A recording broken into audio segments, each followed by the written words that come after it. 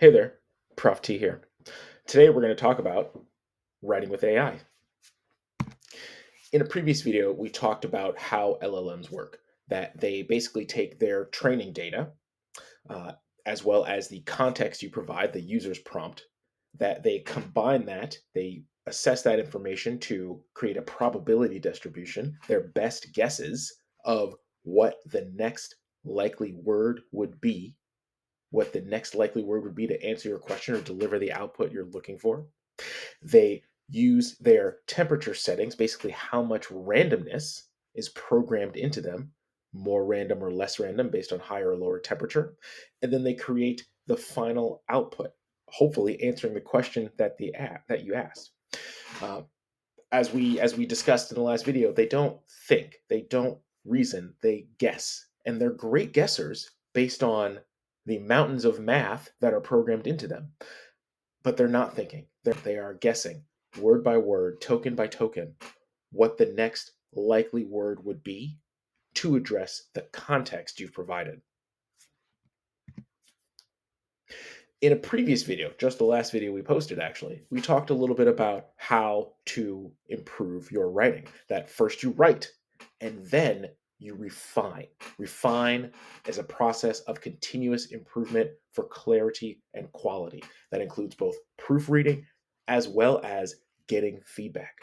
And in my opinion, in my experience, this is the place where AI can help us the most readily, and is the easiest way for us to get feedback. Once you get that first draft out, once that first draft is done, you can use generative AI to help get that first bit of feedback about your writing to help you move through the continuous improvement process for improved clarity and improved quality. But as we said, Gen AI can only help us to a point. Today, I'm going to give you a tool demo to show you how I work with AI to refine my writing. We're going to start by going into ChatGPT, but this will work with any of the chatbots out there, Gemini, Claude, what have you. We're going to use their strengths, the flexibility of these chatbots to really be able to ask and answer any question you have, the capability of the chatbots, that they have been trained on the entire compendium of human writing, and that they have some facility with the written word, with text. But we're also going to use their weaknesses, and we're going to leverage that for our strength. Because we know that the bots are guessing at what the next likely word is, we're going to make sure that we add context. We're going to start with our ideas. I'm going to show you how I start with my notes to add detailed context to the chatbot to help ground it in my information. And then I'm going to talk about how I use the chatbot's output as my input for my next action, how I work with that chatbot to refine my writing while making sure that it maintains my work, my voice, and my content. Okay, so we're going to jump into ChatGPT here, and I'm actually going to show you some use cases, show you a few examples of writing with AI. I'm going to talk about some of the weaknesses as well as the optimal use of AI live and in person. But know that you don't have to take my word for it. I'm just one example. I'm just one opinion. I'm going to show you what I do and what I think. But there are a ton of resources out there on the internet for you. One gentleman that I follow, David Perel, he is a storied writer. He's been writing for years. On his podcast, How I Write, he actually has his own guide on and that talks about how he uses Gen AI in his writing, and he interviews a number of authors who also use Gen AI to write. I suggest you check it out, called How I Write. I'll make sure to drop a link to this in this announcement post as well. Professor Ethan Malik at the Wharton School, he's got a whole video series. It's a little bit dated, but it's a great foundation for both teachers and students about how to use AI. It talks about how AI works, as well as AI use cases in the classroom, as well as the power and the pitfalls of generative AI. Ethan Malik is a leading voice on Gen AI. And the more, and he's done a lot of good work both in his classroom and in the AI space. Lastly, this gentleman here, Jeremy Utley, out of Stanford. This video specifically taught me a whole lot about Gen AI as well. Watching this video, I really upped my game because it gives a lot of really good information and guidance on how to better use AI, how to improve your use of AI for even better outcomes. So I'll make sure to add that information to our outline as well. And lastly, if you haven't tried this before, something that is kind of a kind of meta, something interesting to try, you can ask these chatbots how they work. You can ask these chatbots how to best use them, and they'll often give you pretty good guidance as well. So let's just start this example by asking ChatGPT, how can I, how can you help me write an essay? And let's see what it says.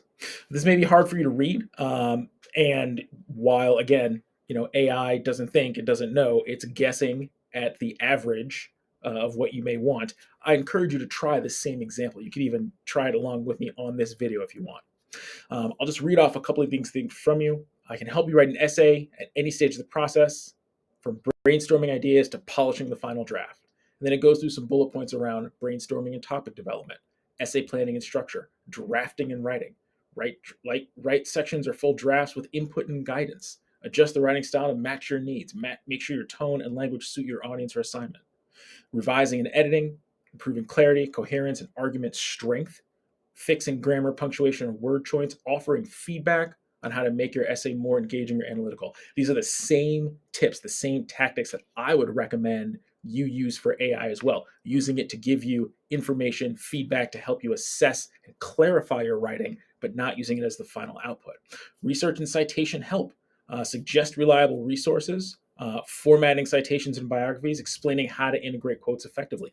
Note that in here it doesn't say use this to create, use this to supplant having the book, because like you will see in here, ChatGPT can make mistakes. Check important info. Every single chatbot has this disclaimer at the bottom. Every single one, if you look close enough, you'll find it, because these bots don't think. They don't know the answers. They may have access to information, but they are just guessing. They are generating the information on the fly based on, again, the average of what they would expect you to want from them. What I recommend using AI for clear writing, or how to use AI for clear writing as a writing partner. You want to use AI.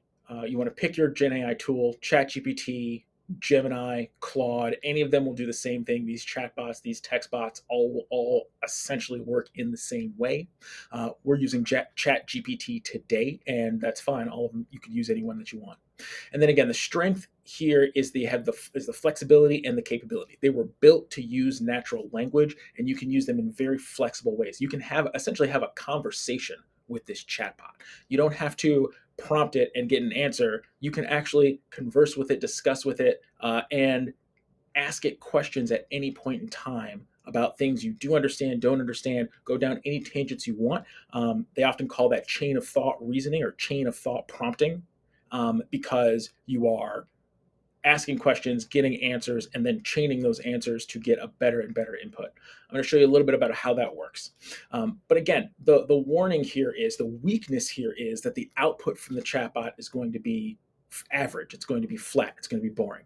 That's why we're going to make sure that we use context by adding more information, starting with our ideas, and then we're going to take all the information from the bot. We're going to work with the bot, converse with the bot through that information, and we're going to use that for our input to the next output that we have, our input to our final design. I'm going to show you how I do that in particular. Up here, you'll see a Google Doc with a ton of writing on it. These are actually the notes that I took to prepare for this video and all the videos in this series. I like to just take my phone, load up an Apple Note, or sometimes I'll just open up a text message and I will use the voice to text function and just start talking. I'll start talking about whatever's on my mind, whatever I'm thinking about for the lesson, the direction I want to go, some of the key phrases I want to use, all of that, and just go and get as many words as I can. I think this is this is almost 8 pages of notes in text here. And then I'm just going to quickly copy everything. I'm going to paste it into this ChatGPT window. And something that I always like to do is just ask the bot, what is this? The reason I'm asking the bot what this is to ground it. It can see the information that I have, and I want it to ground it in this knowledge and tell me what it's looking at so that I can start to understand what this bot understands about the context I've provided it. So you can see here, what you have here is a draft lecture essay script, a spoken style outline for a talk titled something like Using LLMs for Learning. That's pretty good. It's structured around 4 major parts with a story-driven conclusion. Here's what it is and how it's organized. Then it goes through actually the structure of it, what it is, the core structure, a lot of things that you heard from the last 2 videos. LLMs don't think, they don't reason, they don't know, they guess. Their guessing is driven by probability and averages. Their output is the most likely next word. It's always average. And then we talk about how to use LLMs for learning, deep reading, critical thinking, clear writing. That's the piece that we're talking about right now. So this is doing a pretty good job with the context that I've given it, with the information that I've provided. By focusing its knowledge here on my ideas and my notes, it's giving me a good idea of what's in there. It's also taken all of my unstructured notes, these 8 pages of just word vomit, and it's started to put it in a kind of clear and logical structure that I can now work with. It even talks about the flywheel concept that I jabbered out there: deep reading, critical thinking, clear writing, deeper reading. Each loop improves comprehension and expression. These are great things to use. The problem is it doesn't really sound like me. All of this is good, but again, it's just kind of an average summary of it. But this is a great place for me to start. It's also too long. It's also too much. This would not fit into the 15-minute lecture that I want to do. So this is good, but let's focus.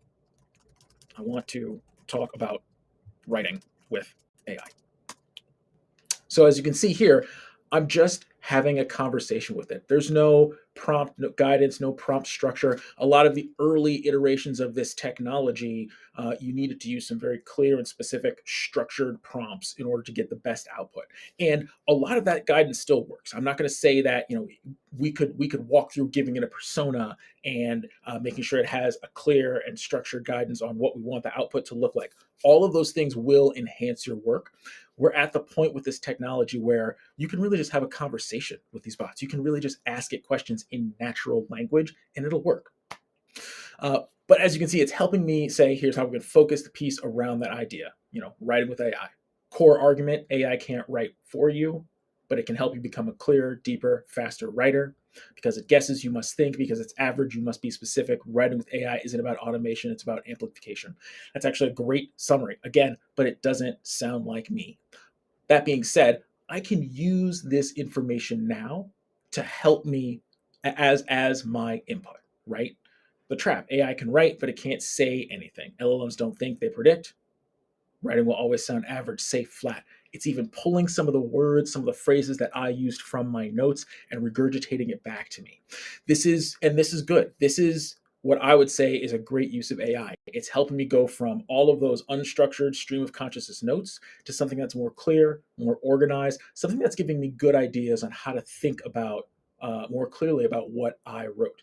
By adding all of that context, adding my full and detailed notes, it's helping me to put all that information, organize all that information in a clear and specific way, so that I can take this and use the LLM's output as my next input to design this lecture.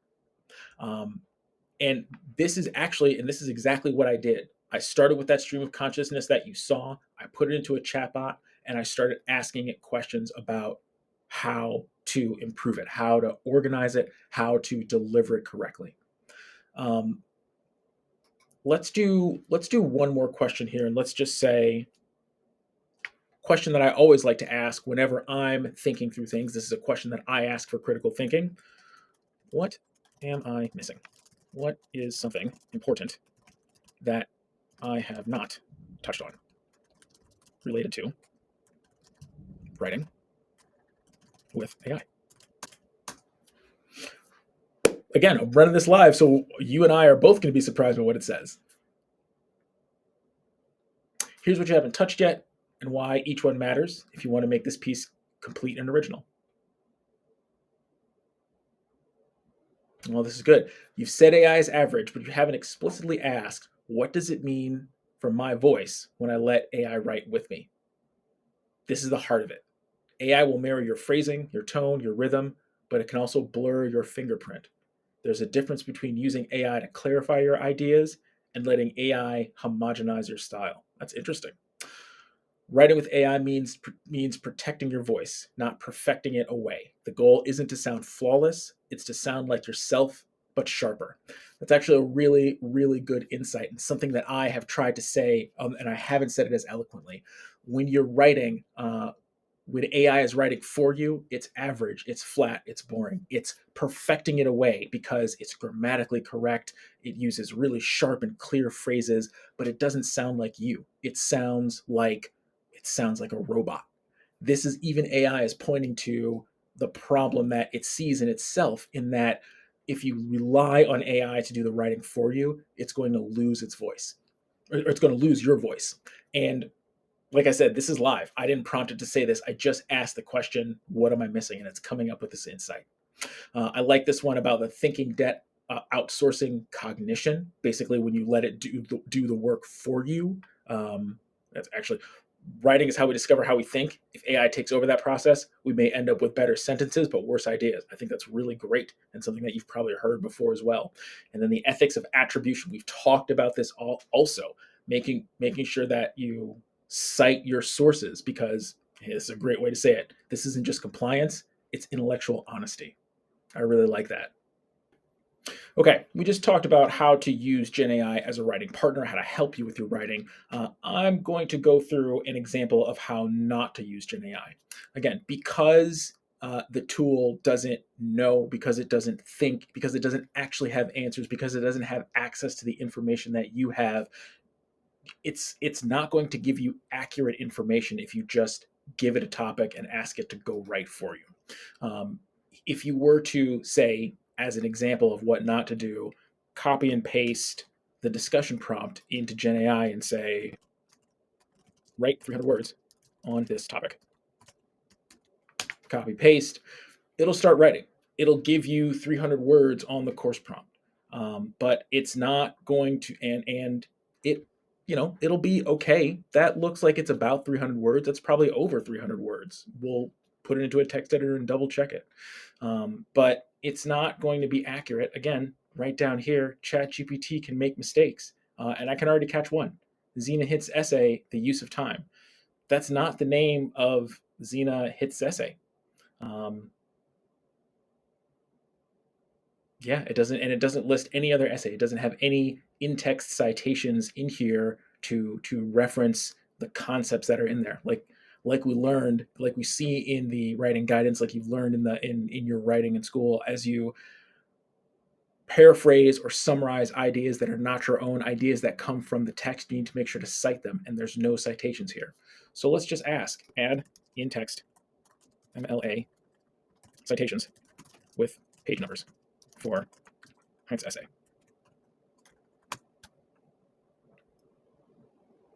Great. Right off the bat, I can even say, here's how I know it's getting it wrong. Assuming you're citing from the standard 2023 edition edited by Louis Marcos and Joshua Hochschild. Those are not the editors of the Liberating Arts. So right there, it's already getting the information wrong because it doesn't think, it doesn't know, it doesn't have the answers for you. Height hits 30, hits 33, hits 35, hits 31. Those page numbers are close, but I can tell you right now, Xena Hits essay doesn't extend past page 34, 33. So anything referenced on page 31 isn't going to be, or I'm sorry, anything referenced on page 33, 35 isn't going to be accurate. And then when it creates the works cited list at the bottom, right? Again, the wrong title, the wrong editors, it's got the wrong publisher out here. It's got the wrong page numbers. Pages 29 through 36 are not the page numbers for Xena Hits essay. So you can see here, this is the trap you fall into. If you offload the work to AI, if you just try to have AI do the work for you, it's not going to give you the right information because it doesn't have the book. It's not citing the text that you have because it doesn't know. It doesn't think. It's just guessing at the information you want. So, what's the next action? Here is your 5-minute quick start guide for making AI your writing partner. Step number one, write. Like we said before, the first step in the process is to write something, anything. Pick that blog post that you always wanted to write. Pick that essay that's coming up for class that you need to get started on. Pick that report that you need to start writing for your job. Anything that you have, anything that you want, write something. Follow my example in the tool demo where you just take out your phone and start recording the ideas that come off the top of your head. That counts. Step number two, choose your chatbot. ChatGPT, Google Gemini, Anthropic's Claude, all of these text bots function in very similar ways, and all of them can become your writing partner following these simple steps. Number three, upload your text. Take it, copy and paste it from whatever document you're working in, and get that into the chat bot, into that chat window. And then ask these three questions just to start. Ask, what is this?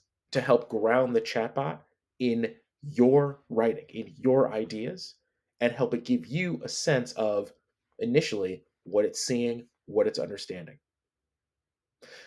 Ask, how can I improve this? To help give you some initial ideas of the areas the chatbot is honing in on.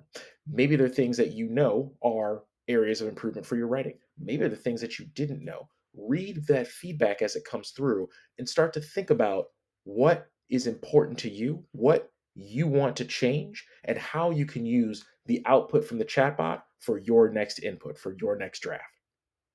And then the third question to ask is, what am I missing? Again, this is a question I always like to ask to make sure that I'm covering my bases, make sure that I am building the strongest arguments possible in my writing. See what the chatbot comes back with. See what the chatbot says you're missing in your argument. Maybe there are things that you knew were missing. Maybe there are things that you didn't know were missing and weren't picking up on. Use your critical thinking skills to decide what is good information, what to take with you and improve on, what to use as your input for your next output, and what to leave behind. And when you've done that, stop, take a minute, and reflect on what you've learned. What did you learn about your writing that you didn't know that the chatbot revealed? What did you learn about using Gen AI to improve your writing? What did you learn about the limitations of the chatbot, where it's flat, where it's boring, where its output is average, versus its strengths, where it can give you insight and information that you may not have expected? Come find me and tell me how your experiments went. I would love to hear about your tiny experiments when it comes to Gen AI and how you're using it to improve your reading, to improve your writing. I would love to see some of that writing if it's something you're willing to share. So you can find me here at theproft.com. Join our mailing list, join the class, shape the content, and help us build together. You can also reach out to me through the platforms that you're watching this video on. Drop a note in the comments and let me know how you are improving your writing with Gen AI. As always, thank you very much for your time. Let me know what I can do for you.